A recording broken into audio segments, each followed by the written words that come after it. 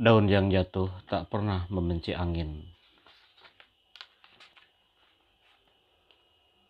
Daun yang jatuh tak pernah membenci angin. Dia bagai malaikat bagi keluarga kami, merengkuh aku, adikku, dan ibu dari kehidupan jalanan yang miskin dan nestapa. Memberikan makan, tempat berteduh, sekolah, dan janji masa depan yang lebih baik. Dia sungguh bagai malaikat bagi keluarga kami, memberikan kasih sayang, perhatian, dan teladan tanpa mengharap budi sekalipun. Dan lihatlah, aku membalas itu semua dengan membiarkan mekar perasaan ini. Ibu benar, tak layak aku mencintai malaikat keluarga kami. Tak pantas. Maafkan aku, Ibu. Perasaan kagum, terpesona, atau entahlah itu muncul tak tertahankan. Bahkan sejak rambutku masih dikepang dua. Sekarang, ketika aku tahu dia boleh jadi tidak pernah menganggapku lebih dari seorang adik yang tidak tahu diri, biarlah aku turun ke bumi seperti sehelai daun. Daun yang tidak pernah membenci angin, meski harus terenggukan dari tangkai pohonnya. Pukul 20 saat semuanya berawal. Malam ini hujan turun lagi, seperti malam-malam yang lalu, menyenangkan, membuat suasana di luar terlihat damai menenteramkan. Tidak deras benar, hanya gerimis.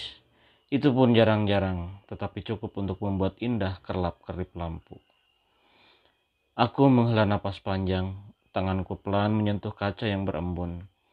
Dingin seketika menyergap ujung jari, mengalir ke telapak tangan, melalui pergelangan, menerobos siku, bahu, kemudian tiba di hatiku. Membekukan seluruh perasaan, mengkristalkan semua keinginan. Malam ini, semua cerita harus usai.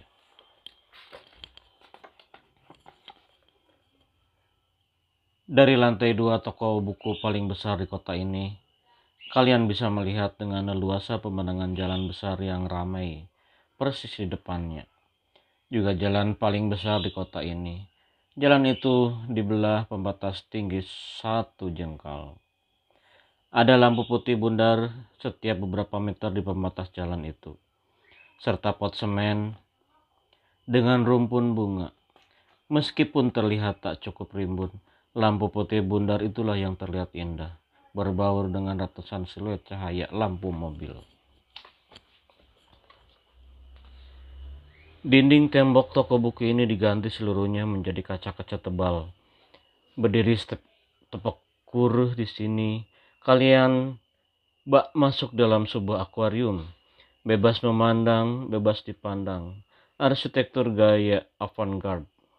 Kaca bukan beton menjadi pilihan terbaik pembatas ruangan. Di seberang jalan berjejer rapi gerai fotokopian yang besar dan modern.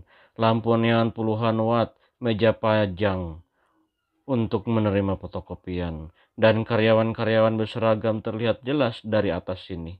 Beberapa orang berpenampilan sebagaimana layaknya mahasiswa. Terlihat menunggu di kursi putar tinggi. Mungkin menunggu fotokopian untuk bahan ujian besok lusa. Mungkin pula menunggu hujan reda. Ada sebuah motor merapat. 2 penumpangnya turun sambil melepas jas hujan. Sepasang, yang wanita berkerudung putih, yang lelaki merengkuh bahunya. Mereka masuk ke salah satu gerai fotokopian.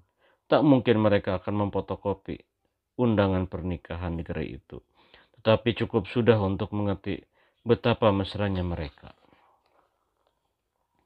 Aku menghela napas panjang. Beberapa angkot biru seperti biasa berhenti di pinggir bibir jalan semaunya. Menurunkan penumpang semaunya, membuat lebih panjang lagi kemacetan malam ini. Sopir angkot itu sedikit pun tak peduli. Meski klakson mobil di belakangnya menyala buas. Penumpang juga semaunya mengembangkan payung sebelum kaki melangkah turun dari mobil. Membuat penumpang lain yang terkena terpaan payung mengomel. Namun ada yang diuntungkan oleh kejadian itu. Beberapa remaja tanggung yang bergerombol di seberang jalan yang hendak menyeberang. Angkot yang berhenti semuanya itu membantu mereka. Bergeraklah iringan ketawa ketiwi itu.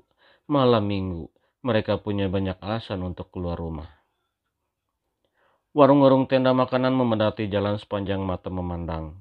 Dipenuhi anak muda yang datang 2, 3. Cuaca dingin dan derai hujan membuat kepulan asap dari kuali nasi goreng, tungku bakar sate, panci soto, dandang ayam sayur, dan puluhan jenis masakan lainnya amat mengundang selera. Sayang, malam ini aku sama sekali tidak lapar. Dari lantai 2 ini, kalian juga bisa melihat pekerja konstruksi bakal Town Square, 200 meter di sisi kiri gerai fotokopian tadi. Lampu besar berkelap-kelip dari belalai peralatan yang menarik turunkan besi-besi, batu bata, dan bahan bangunan lainnya. Para pekerja memakai helm tak peduli dengan hujan. Mereka sedang mengejar target peresmian 6 bulan lagi, bersaing dengan 2 pusat perbelanjaan lainnya yang serempak dibangun.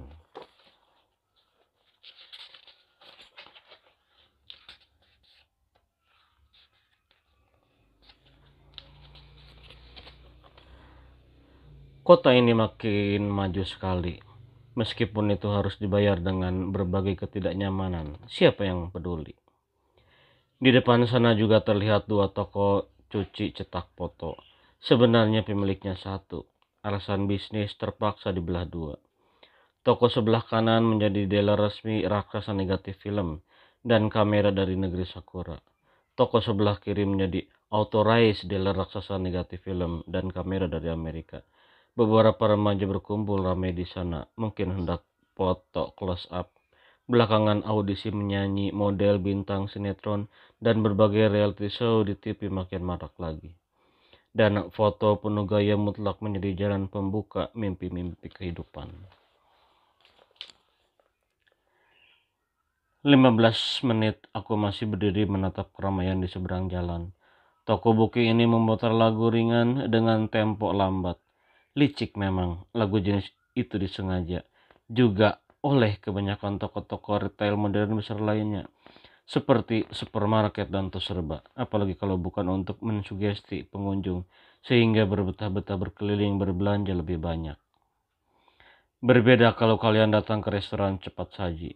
Mereka akan memutar lagu cepat-cepat, mengondisikan agar kalian makan cepat-cepat dan segera enyah dari restoran mereka. Karena ada banyak tamu yang membutuhkan meja kosong, sedang menunggu di luar, apalagi saat lunch hour atau dinner. Musik yang mereka putar semakin cepat. Sama culasnya dengan toko buku ini. Aku tak tahu gerai fotokopian itu sedang memutar lagu apa. Yang pasti pasangan tadi sekarang duduk saling merapat di depan meja panjang, saling berhadapan, bersitatap, berbicara dengan gerak tubuh yang begitu mudah dimengerti. Tak memedulikan tatapan karyawan berseragam, apalagi mahasiswa yang duduk di kursi tinggi sebelahnya. Mesra, aku menelan ludah, itu berarti musik cinta. Sudahlah. Setiap malam aku datang ke toko buku ini. Sudah menjadi ritual seminggu terakhir. Satpam toko yang matanya selalu menatap tajam sudah mengenaliku. Mbak-mbak yang rajin merapikan buku-buku di rak juga sudah tahu, termasuk 2 kasir di dekat eskalator yang berjaga bergantian. Aku membeli 1 buku setiap kali ke sini, bukan buku yang hendak kubaca. Anggap saja sebagai tiket harga masuk, karena telah menggunakan lantai 2 mereka sebagai tempat menumpahkan segala perasaan. Tempatku terpekur mengenang segalanya, semua masa lalunya itu. Tempat ini menyenangkan, berjalan-jalan di sepanjang rak buku, menyentuh 1-2 buku, membaca sampul belakangnya, membuka-buka buku yang tidak dibungkus plastik, menatap pengunjung lain yang sibuk, sedikit banyak membantuku berdamai dengan perasaan masa lalu. Tempat ini benar-benar berarti banyak bagiku, menyimpan kenangan penting. Tempat ini benar-benar berarti banyak bagiku, menyimpan kenangan penting. Sendirian, Mbak? Seorang karyawan cowok toko buku basa-basi menungguku. Dia pura-pura membenahi tumbakan buku, belajar, membaca yang sebenarnya sudah sempurna tersusun rapi, 2 langkah di sebelah kananku. Aku menyerupai datar. Pertanyaan itu pura-pura aku tahu persis. Dia tahu seperti karyawan toko buku lainnya. Setiap malam aku datang ke sini selalu sendirian. Jadi buat apa bertanya? Buat apa? Akhirnya malam ini dia berani juga menyapa. Aku tahu seminggu terakhir dia selalu mencuri-curi pandang, pura-pura berada di sekitarku saat aku berdiri menatap pemandangan di luar. Dia pasti sudah meneguhkan Dia sudah pasti meneguhkan hati sepanjang sore hanya untuk mengeluarkan suara dan raut muka setegang ini. Membujuk hatinya sepanjang minggu agar berani menegur seorang gadis yang memesonanya. Tak ada salahnya memberikan hadiah atas keberaniannya, maka aku tersenyum tipis, teramat tipis malah. Sedikit menoleh meski tak menatap matanya. Lantas dengan cepat kembali memandang ke depan. Aku sama sekali tak berselera diganggu olehnya. Cowok itu menarik napas pelan, tersenyum tanggung, lantas undur diri pelan-pelan menunduk. Aku tak tahu bagaimana kehadiranku setiap malam di toko buku ini bisa menarik perhatiannya, dan mungkin membuatnya resah sepanjang minggu terakhir. Sama tidak mengertinya saat salah seorang teman lamaku, Adi, melakukan sesuatu yang lebih gila lagi daripada sekedar sapaan cowok tadi setahun silam di toko buku ini juga. Waktu itu sama seperti sekarang musim hujan. Hujan deras turun membungkus kota ini. Suara jutaan butir air yang menghujam bumi terdengar keras hingga ke dalam. Adi yang kebetulan menemaniku berkeliling mencari novel karangan seseorang tiba-tiba menarik tanganku. Ada yang ingin kutunjukkan padamu. Adi menatapku serius. Wajahnya tegang dan cemas sama seperti cowok yang tadi. Apa? Aku mengirimkan tandai. Tidak berselera. Ayo, Ade menyeretku, enggan menjelaskan. Aku terpaksa mengikuti, tarikan tangannya mengencang. Turun ke lantai 1, aku membututi dengan tatapan. Semakin heran saat dia terus menuju hingga keluar toko buku. Mau kemana? Aku bertanya penasaran. Adi tak menjawab. Dia melangkah menuju pelataran depan toko buku sambil tetap menarik tanganku. Payungnya! Aku mencoba bertahan. Maksudku hendak mengambil payung di penitipan barang. Pelataran itu sedang buncah oleh air hujan. Bagaimana mungkin menerabasnya? Ade menoleh menggeleng. Tak usah. Aku semakin bingung. Ade berhasil menarikku ke dalam tumpah ruahnya hujan yang membasahi tepi jalan Margonda. Basah kuyup, dia memegang lenganku. Kami berdiri berhadapan. Aku tak mengerti apa maksud semua ini. Orang-orang yang berdiri di sepanjang jalan sambil membawa payung memperhatikan kami. Orang-orang yang berdiri dan menatap di lantai 2 toko buku, yang di bawah di lobi toko buku, yang di gerai fotokopian seberang, dan yang duduk di warung renda menatap kami terlamat-lamat. Tahukah kau, aku bisa menghentikan hujan ini? Adi berteriak meningkai suara air menimpa bebatuan dan suara klakson mobil yang memenuhi macet jalanan. Aku menggeleng. Bukan tidak percaya ucapan anehnya, tetapi memohon, tolong hentikan kekonyolan ini. Aku mendesah dalam hati sambil menjebak rambut panjangku yang basah menutupi mata. Hujan, berhentilah! Adi berteriak. Mukanya mendongak ke atas, tak memedulikan wajah protesku yang hendak segera mungkin kembali ke dalam. Apa yang kau lakukan? Aku mendesis. Adi sekali lagi berteriak ke langit. Tidak peduli, aku berusaha melepaskan pegangan tangannya. Dia justru mencengkeramku kencang, menurunkan dongakan kepalanya. Ketahuilah Tania, aku bisa menghentikan hujan ini, tetapi itu hanya bisa kulakukan jika aku tidak sedang dengan seseorang yang kucintai. Dan malam ini, aku sepertinya tidak bisa menghentikannya. Adi serius menatapku. Aku terperangah. 5 detik berlalu ganjil sekali, menyeringai aneh. Maksud semuanya jelas sudah, dan semua itu konyol. Aku mengibatkan tangan Adi dengan paksa, lantas tak peduli. Beranjak pergi, berlari meninggalkan sendirian kembali ke dalam toko buku. Tania! Adi berteriak parau terduduk di bawah hujan sana, membuat orang-orang yang menonton kami menyeringai sambil menelan ludah. Anda kan menarik. Mungkin sepanjang sisa malam nanti lebih dari layak menjadi bahan perbincangan mereka saat bertemu orang lain. Drama 5 menit di depan toko buku terbesar di kota ini. Aku tahu aku cantik. Tubuhku proporsional, rambut hitam legam dan panjang. Menurut seseorang yang akan penting sekali dalam semua urusan malam ini. Mukamu bercahaya oleh sesuatu, Tania. Kecerdasan berpikir, kedewasaan, dan penjelmaan positif atas semua pengalaman hidupmu. Dan tahukah kau, matamu misterius. Semua cowok suka wanita yang memiliki mata misterius. Aku tertawa mendengar penjelasan itu, tawa yang bahagia. Bahagia karena dia memujiku. Jangankan sebuah pujian, tatapan matanya saja sudah cukup membuatku riang sepanjang hari, sepanjang malam. Ah, sayang, semuanya tidak seperti yang kubayangkan. Ada banyak pria lain selain Adi dan cowok penjaga rak tadi yang tertarik padaku. Namun haruskah mereka bertingkah seimpulsif itu?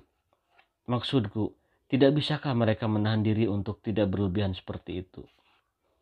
Mungkin bagi cowok penjaga rak tadi, tabiatnya barusan tidak berlebihan.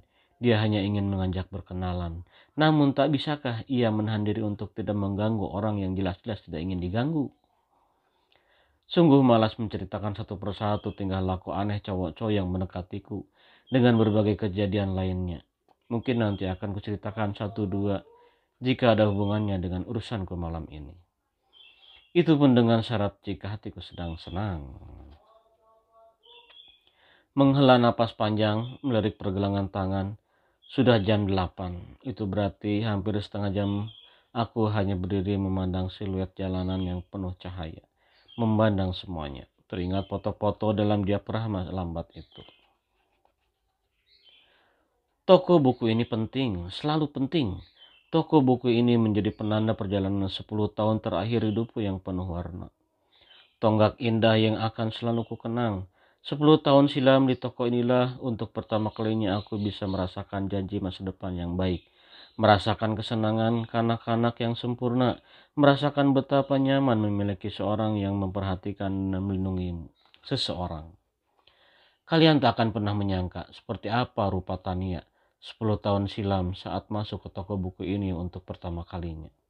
Tania yang melangkah gemetar ragu-ragu, Tania yang mulutnya terbuka sempurna membentuk huruf O, malu menatap sekitar, dan takut sekali memecahkan barang-barang yang dipajang.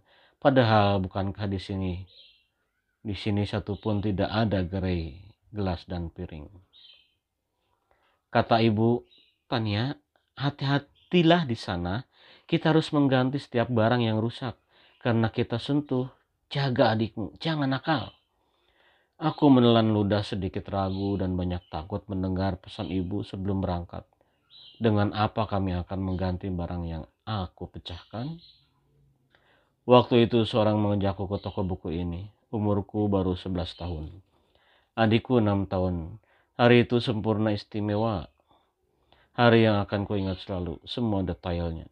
Sore itu ibu menggosok tubuh hitam dekilku, menggunakan sampo banyak-banyak di rambutku yang mengeriting dan bau karena terkena sinar matahari seharian. Adikku Dede lebih lama lagi berkutat di sumur, tubuhnya jauh lebih kotor. Ibu memberikan pakaian terbaik yang disimpannya dalam buntalan plastik di atas para kardus. Baju terbaik. Baju itu sudah lusuh dan bau. Baju itu terbaik karena tak pernah disentuh bertahun-tahun. Aku senang saja memakainya. Dede bahkan banyak menyimpul senyum. Kami tidak makan malam bersama seperti biasa. Hanya ibu yang menghabiskan nasi bungkus yang dibeli dari warung sebelah. Nasi bungkus dengan 3 potong tempe plus sambal terasi. Jam 7 teng, seorang itu datang menjemput. Dia tertawa kecil saat melihatku dan Dede sudah berdiri rapi menunggu di depan rumah kardus kami. Adikku Dede tersimpul malu saat dipuji oleh dia. Lihatlah, ternyata kau keren sekali. Aku juga malu-malu dengan penampilan baru itu. Dan kau cantik sekali, Tania. Ya Tuhan, itulah pertama kalinya dia memujiku. Dan aku sungguh malu. Aku ingat terakhir memakai baju sebaik ini 3 tahun silam. Saat pulang kampung berlebaran. Saat ayah masih hidup. Saat kehidupan kami masih berjalan normal. 3 tahun berlalu baju itu sudah kekecilan. Membuat aku dan adikku terlihat tidak nyaman malam itu. Tetapi siapa yang peduli? Adikku banyak bertanya sepanjang perjalanan. Seseorang itu hanya tertawa menjelaskan ini itu.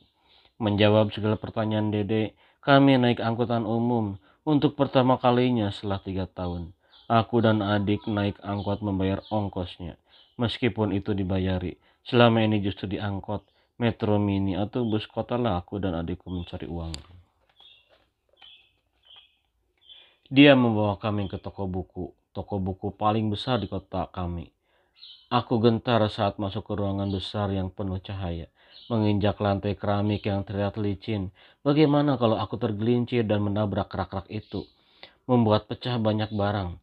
Takut ditatap pandangan penjaga toko. Bukankah semua penjaga toko selama ini buru-buru mengusir aku dan adikku saat mendekati pintu masuk toko mereka? Malu sekali berjalan di antara banyak pengunjung yang lebih wangi, lebih rapi, dan lebih segalanya. Dia menggenggam jemariku, mantap.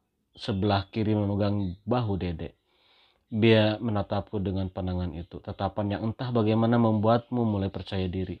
Dia tersenyum hangat menenangkan. Aku bisa merasakannya membalas senyumnya malu-malu. Kami berkeliling di lantai 1 untuk membeli berbagai perlengkapan sekolah. Ribut Dede memilih tasnya. Adikku ngotot minta dibelikan ballpoint. Padahal besok dia kan baru masuk kelas 1.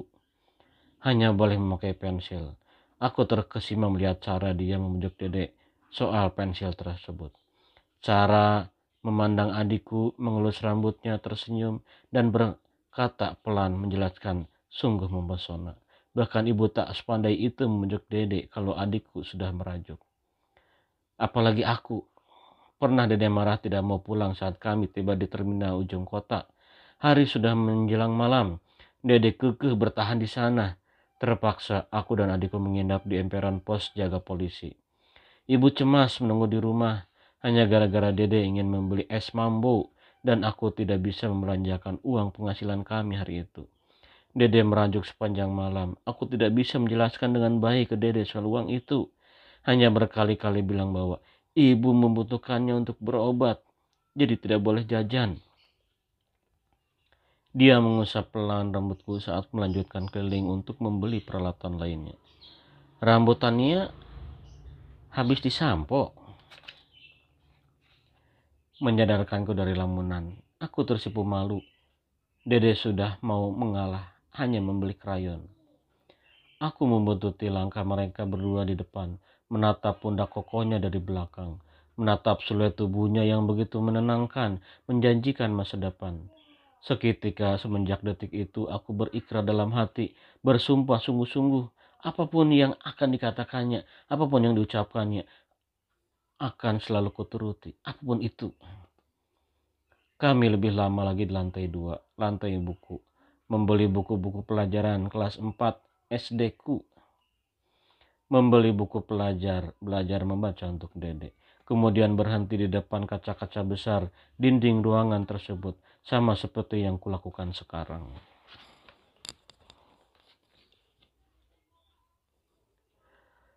Dia mengangkat Dede setinggi-tinggi agar bisa melihat keluar jendela. Aku menjijitkan kaki agar bisa melihat leluasa dari balik rak. Tinggi badanku waktu itu baru 140 cm. Kami menatap siluet jalanan yang ramai. Saat itu gerai fotokopian belum sekeren sekarang. Toko cuci cetak foto itu malah belum ada. Jalan besarnya belum dipartisi rapi. Mobil-mobil masih bisa melaju dengan kecepatan normal. Jangan tanya soal Town Square dan sebagainya, belum ada. Sekitar 10 menit kami mengobrol menatap pemandangan. Dan itu terasa menakjubkan bagiku. Lampu-lampu yang terlihat, orang-orang yang berlalu lalang, toko-toko seberang jalan yang ramai, warung tenda yang dipenuhi pembeli, semuanya menakjubkan. Ternyata ada banyak kehidupan dan kesibukan di dunia ini. Berbeda sekali dengan yang selama ini aku jalani. Dan aku tiba-tiba merasakan dia telah memberi kami janji kehidupan yang lebih baik. Gambaran masa depan yang lebih indah. Walau hanya sejenak mengajak kami menatap kesibukan di luar akuarium tersebut, aku bisa merasakan energi kesenangan yang besar dari pemandangan tersebut. Aku mengerti apa maksudnya melihat sejenak sepotong kehidupan di depan sana. Apa tujuannya mengajak aku dan adikku berdiri sesaat, berhenti sejenak, menatap sekitar, itu selalu memberi kita inspirasi. Bagaimana aku bertemu dengan dia? Ah ya, ini perlu dijelaskan lebih dulu. Malam yang dingin di atas bus kota, 2 minggu sebelum dia mengajak kami ke toko buku. Hujan turun deras di sepanjang jalan, membungkus kota kami, memaksaku mengeluarkan suara lebih kencang. Adikku memukul kencerengnya dengan lemah. Dede sudah lelah. Sejak pagi tidak berhenti bernyanyi. Aku membujaknya tadi sebelum naik ke bus untuk lebih bersemangat. Tetapi adikku sudah lelah. Lihatlah, dia sudah banyak menguap. Maka aku membiarkannya saja. Hari ini kami sedang sial. Sebenarnya hingga sore tadi, setelah naik dari satu bus ke bus yang lain, dari satu metro mini ke metro mini yang lain, aku dan Dede sudah dapat kurang lebih 19.000, jumlah yang banyak. Tetapi di terminal tadi, ada kakak-kakak yang mabuk memaksa meminta uang. Dia mencengkeram leher Dede. Aku bisa saja berteriak, tapi cengkeramannya keras sekali, membuat muka Dede pucat pasi, tak bisa mengeluarkan suara aduh lagi. Mengerikan. Terpaksa aku berikan semua uang yang ada di kantong kiriku. Itu separuh penghasilan mengamen kami seharian, 10.000. Malam sudah larut, hampir jam 8. Aku memutuskan untuk pulang, meskipun dengan uang seadanya. Ibu tidak pernah mengomel berapapun uang yang kami bawa pulang. Jadi kami naik bus jurusan ini. Bus kota penuh oleh orang-orang yang baru pulang kerja. Sebenarnya itu kabar baik buat setiap pengamen. Sayangnya mereka sudah banyak yang tertidur, kelelahan, jadi tak terlalu memperhatikan. Aku bernyanyi lebih keras. Sudah 4 lagu, bus hampir tiba di tujuan akhirnya. Cukup, aku mengeluarkan kantong plastik lecek. Aku mengeluarkan kantong plastik lecek bekas permen. Mengedarkannya dari depan ke belakang, berhadap kebaikan, sedang bersemayam di hati orang-orang yang sedang kelelahan tersebut. Adikku mengintil mengikuti, kencengan tutup botol masuk kantong celana kumuh. Namun baru setengah jalan.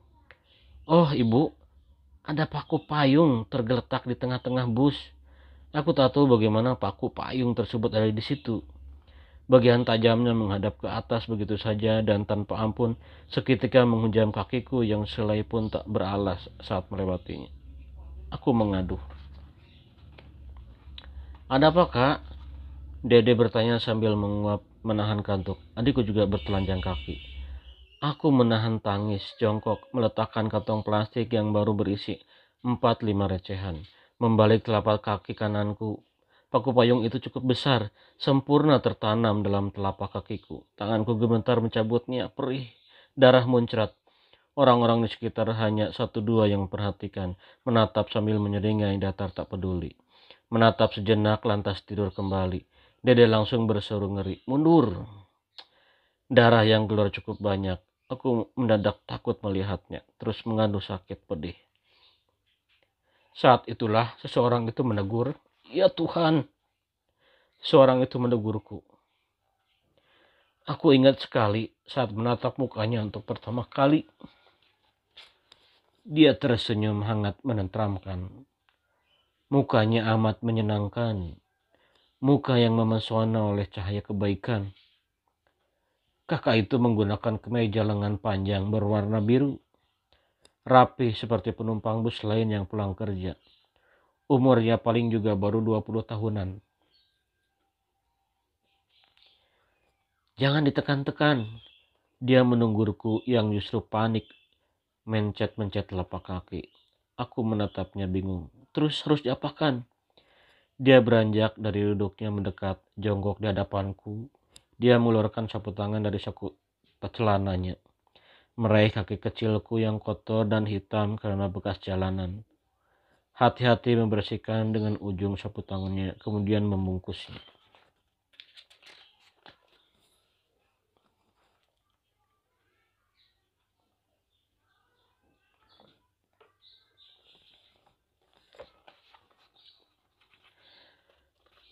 Perlahan-lahan, aku terkesima lebih karena menatap betapa putih dan bersihnya sapu tangan itu. Kamu seharusnya pakai sandal, dia berkata sambil mengikat perban darurat tersebut. Aku hanya meringis. Bagaimana kami bisa membeli sandal? Dia tersenyum menyeka ujung mataku. Saat kami akan turun, dia memberikan selembar uang 10 ribuan untuk beli obat merah. Dede berseru riang menerimanya. Aku hanya mengangguk, menunduk. Terima kasih. Besok pagi-pagi ibu mengganti perban itu dengan lap dapur, sapu tangan itu dicuci. Mungkin laku dijual ya? Entah ibu memikirkan apa. Aku dan Dede harus kembali bekerja, meskipun dengan kaki pincang. Sebenarnya luka itu tidak serius. Aku hanya takut menginjakan bagian yang luka, takut berdarah lagi. Kami menggunakan rute yang sama lagi seperti kemarin. Sudah seminggu ini kami menyukai rute tersebut. Penumpang busnya tidak terlalu ramai, maksudnya tidak berdesakan. Susah mengamen kalau penumpangnya saja sudah terlalu berdesakan. Saingan pengamen lain rute itu juga tidak terlalu banyak. Hari itu tidak ada kakak-kakak preman yang meminta-minta uang di terminal. Tetapi aku tetap pulang malam. Penghasilan kami hari itu sedikit sekali. Dan tahukah kalian, saat kami naik bus yang sama untuk pulang seperti kemarin malam, seseorang itu berada di sana menegur kami tersenyum, seolah-olah sudah menunggu. Dia mengeluarkan 2 kotak, melambaikan tangan, meminta kami mendekat. Aku dan Dede melangkah ke arahnya, berdiri di depan kursinya. Urung memulai pertunjukan kecerengan tutup botol. Dede malah memasukkan alat musik ke saku celana, lagi-lagi menguap. Kotak itu ternyata berisi 2 pasang sepatu baru. Pakailah. Aku menatapnya ragu-ragu. Adikku Dede sudah sejak tadi merengkuh sepatu itu dengan tangannya. Penumpang lain menatap kami tertarik. Dia hanya membalas tatapan penumpang lain dengan senyuman. Ayo, pakailah. Aku menurut, duduk jongkok memakai sepatu tersebut. Gemetar tanganku mengenakan kaos kaki. Berkali-kali gagal mengikatkan tali sepatu. Sudah lupa. Dia membantu Dede. Aku melirik menerinya. Lucu sekali melihat penampilan kami malam itu. Pakaian yang robek dan kumuh, rambut dekil dan kotor, badan hitam yang bau, memakai sepatu mahal dan kaos kaki putih bersih. Tetapi Dede tidak peduli. Adikku mematut-matut kakinya dengan bangga. Membuat lajur tengah bus layaknya catwalk. Dia tersenyum. Aku dan adikku malam itu tidak jadi mengamen di bus kota tersebut. Sepanjang sisa perjalanan lebih banyak dihabiskan berbincang dengannya. Dede banyak tertawa mendengar lelucon kakak itu. Dan aku entah tiba-tiba merasa dekat sekali dengannya. Seperti menemukan bagian yang hilang dalam kehidupan kami. Ayah, kakak lelaki atau entahlah. Saat itu aku berpikir, berdoa. Semoga kakak yang baik ini menjadi bagian dalam hidup kami. Dan sungguh Tuhan, aku tidak tahu apakah itu kabar baik atau buruk. Ternyata engkau mendengarnya. Semenjak itulah aku tahu namanya, Danar. Danar, nama yang aneh, itu komentar Dede. Nama om kok bisa double gitu? Dia hanya tertawa kecil, pura-pura meninju bahu adikku. Orang di sekitar kami malas mendengarkan pembicaraan tersebut. 1-2 yang berusaha tidur bahkan sedikit terganggu dengan celetukan riang Dede. Adikku tak pernah bersuara pelan. Selalu cekikikan ribut tak peduli sedang di mana. Apalagi habis dapat sepatu baru. Lupa dengan kantoknya. Aku ikut memanggilnya dengan sebutan om.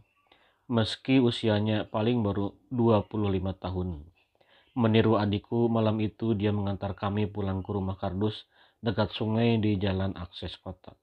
Ibuku takut bercampur bingung melihat kedatangannya, tetapi dia bertanya lebih banyak dibandingkan pertanyaan ibu. Dia amat menyenangkan. Ibu yang selama ini selalu curiga pada orang-orang asing, apalagi pada petugas, malam itu berbicara banyak dengannya. Dede masih sibuk mematut sepatunya di depan kami. Berlari ke sana kemari. Ibu sibuk meneriakinya, kalau tidak rumah kardus kami bisa roboh. Dan ajaib, mulai besok kehidupan kami berubah.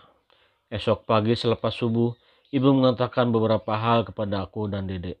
Salah satunya yang paling kuingat dan ketika membuatku berlonjak gembira. Aku akan kembali sekolah. Dede juga akan disekolahkan. Ibu tersengal haru saat mengatakan itu, bahkan menangis, mendekap kami erat. Tetapi siapa yang akan membayarinya? Aku tersadarkan dari kegembiraan sesaat. Jangankan sekolah, 3 tahun terakhir ini makan saja kami susah. Om Danar, ibu berkata pelan sambil menyeka sudut matanya tersenyum. Kepala ibu menonggak ke langit-langit rumah kardus kami. Aku tahu kenapa ibu menonggak.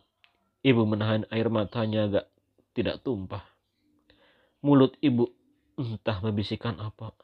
Dia benar-benar menjadi malaikat kami demi melihat kebahagiaan di rona muka ibu. Malam itu seketika aku berikrar dalam hati, bersumpah. Dia akan selalu menjadi orang yang paling kuhormati setelah ibu. Selalu.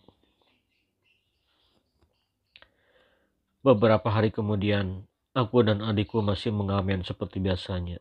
Dia rajin mengunjungi rumah kardus kami 2 kali seminggu selepas pulang kerja. Om kerja di mana? Dede bertanya padanya suatu ketika sambil memainkan dasi yang ada di saku meja. Hari itu dia mengenakan kemeja biru kotak-kotak itu lagi. Bekerja di gedung yang tinggi sekali. Dia menjawab sambil tersenyum. Oh, Dede kira om jadi dokter. Dokter? Kan waktu itu om ngobatin luka Kak Tania. Dia tertawa kecil menggeleng. Kata ibu, Dede harus sekolah kalau ingin hebat seperti Om Danar. Benar ya? Adikku mengkonfirmasi menunjukkan ibu selama 2 hari terakhir. Dede memang tidak terlalu antusias dengan kata bersekolahan. Dia mengangguk mantap, pura-pura memukul bahu adikku lagi. Ibuku tersenyum di pojok rumah ini, menyiapkan bungkusan makanan yang dibawa Om Danar tadi. Ah iya, Om punya sesuatu buat Dede. Adikku teronjak riang, padahal belum jelas benar apa sesuatu itu. Dia mengeluarkan sesuatu dari kantong plastik di sebelahnya. Aku akhirnya tahu beberapa waktu kemudian, nama permainan yang diberikannya ke adikku itu adalah Lego. Kalian menyusun balok-balok beraneka warna dan ukuran hingga membentuk satu benda. Balok-balok itu rumit. Nah, malam itu Dede tidak tuntas menyelesaikan Legonya. Tetapi adikku senang sekaligus penasaran. Sampai lupa makan. Aku dan ibu sih sibuk menghabiskan bungkusan yang dibawanya. Sudah lama kami tidak makan seenak makan malam itu. 2 minggu kemudian kami pergi ke toko buku ini. Toko buku terbesar di kota kami. Berkeliling membeli perlengkapan sekolah. Minus sepatu karena dia sudah membelikannya waktu di bus kota dulu.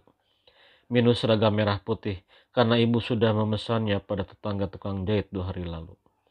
Setelah lelah berkeliling hampir 2 jam, dia mengajak kami makan di salah satu kedai ayam goreng yang ada di toko buku itu. Aku menelan ludah. Dulu aku hanya berjalan di sepanjang jalan, menatap iri anak-anak yang ada di restoran tersebut. Adikku juga pernah merajuk setengah hari ingin makan di situ. Dan aku lagi-lagi tidak bisa memujuk Dede. Aku tak pernah bermimpi suatu hari akan masuk ke dalam, menikmati semuanya. Bak putih kesayangan orang kaya. Dia lagi-lagi menggenggam tanganku, menenangkan. Rakus Dede menghabiskan 2 porsi besar. Aku hanya tersenyum malu melihat adikku. Mendesahkan napas. Ini makan besar kami setelah 3 tahun terakhir. Dia terus menyemangati Dede untuk menghabiskan pesanan ketiga. Malam itu semuanya berubah. 3 tahun lalu ayah meninggal karena TBC. Kami waktu itu hidup lebih beruntung, meski ayah hanya kuli bangunan. Aku, ibu, dan Dede tinggal di kontrakan kecil, bukan di rumah kardus yang selalu tampil saat hujan deras turun. Setidaknya aku dan Dede saat itu tak perlu bekerja. Aku masih sekolah. Adikku 3 tahun.